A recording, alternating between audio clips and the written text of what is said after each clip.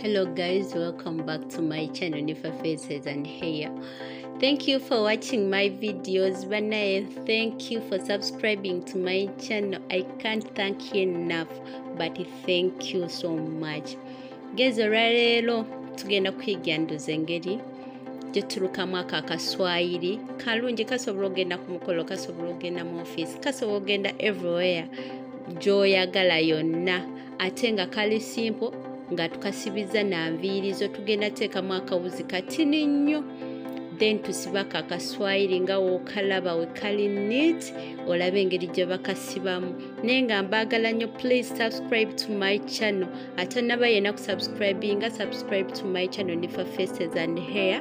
Togenda kwejjusa. Ndi wano kubayigiriza engeri gye musobola okusibamu enviiri, engeri gy'osobola stylinga, engeri gy'osobola okukola buli kimu. Suubiza togenda kwejjusa. Watch the video, tovaawo. Tutandise okusiba akaswahili kaffe kembagambye.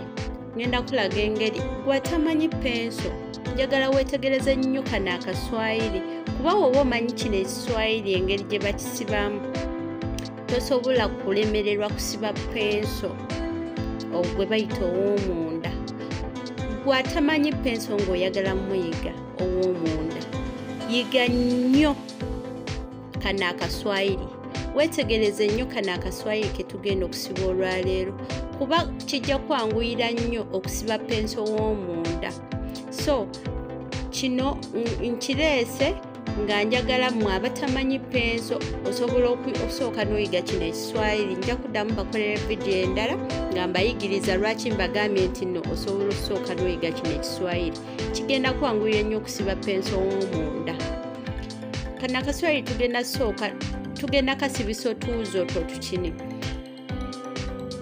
Waliwo abakomentinga ennyo ku vidiyo zange nga ntandika penso ne wuzi ne baŋŋamba nti wuzi zikutula enviiri.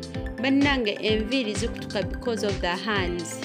Zikutuka lwakuba engalo z'abantu abamu, guba mukono gwa muntu y'ensonga lwaki enviiri zo zisobola okutuka. Naye nze omukono gwange tegukutula nviiri, era ne wensibisaako akaviiri tezikutuka. Abakomentinga nga mugamba nti edges zikutuka, simanyi emitwe biki tezikutuka. Nze omukono gwange tegukutula nviiri, era sisibangako kasitoma n'agamba nti enviiri ze unless ate nkuza bukuza. Go ge mazima. Ndowooza mulaba engeri gye nkolamu, gye ndukamu akaswahili kaffe. Okaluka ka side emu, gwamanyi okusiba Cornrows, osobola okulaba nti ono naye Cornrows. Naye woba tomumanyi, era osobola okasiba bwe bati mu side emu, one-sided kiswahili oba wosobola okiyita. Naye nga osobola okusiba Cornrows, kye bayita Cornrows, osobola okukasiba ate ne kalabika bulungi no singa oli okitegeera kuba amera mangu. Naye kano akaswahili tekamera mangu okasiba. Atamanyi penso mbagambye mwetegereze nnyo kano akaswahili. Next time ngenda bakolera video eraga lwaki nabagamba weetegereze kano akaswahili. Gwe ayagala penso w'omunda, fuba nnyo okulaba ng'oyiga ensiba y'akaswahili eno. Osibira sayidi emu, olina kusibira sayidi emu. Wekijja okukwanguyira ne ku penso ojja laba nga tekikuzibuwalirako wadde. Tunuulira engalo zange engeri gye nzikolamu, kubanga kijja kwanguyira okubeera ng'ogenda kwongerako akaviiri. Bw'onooyiga kano akaswahili gwe katryingeko okayige. Bw'onookayiga ngenda bakolera vidiyo endala nga nkolera ddala ekintu kyekimu naye nga nnyongerako akaviiri. Ojja laba nga penso takuzibuwalira kusiba. Gwe wenna ayagala okuyiga penso, tunuulira nnyo kano akaswahili, era nkusaba tryinga okasibeko. Next time ngenda kuddamu mbaleetere vidiyo eyo yennyini naye nga nnyongerako. Ojja laba nga kikwanguyira nnyo, terako akaviiri oyo yenna ayagala okuyiga penso w'omunda. Guys, mwebale nnyo bambi, mwebale kungoberera. mwebale kulaba videos zange. Abamu bagamba nti lwaki njogera mu Luganda. Njogera mu Luganda lwa nsonga nti wali abantu abatamanyi Luzungu ate nabo nga beetaaga okuyiga.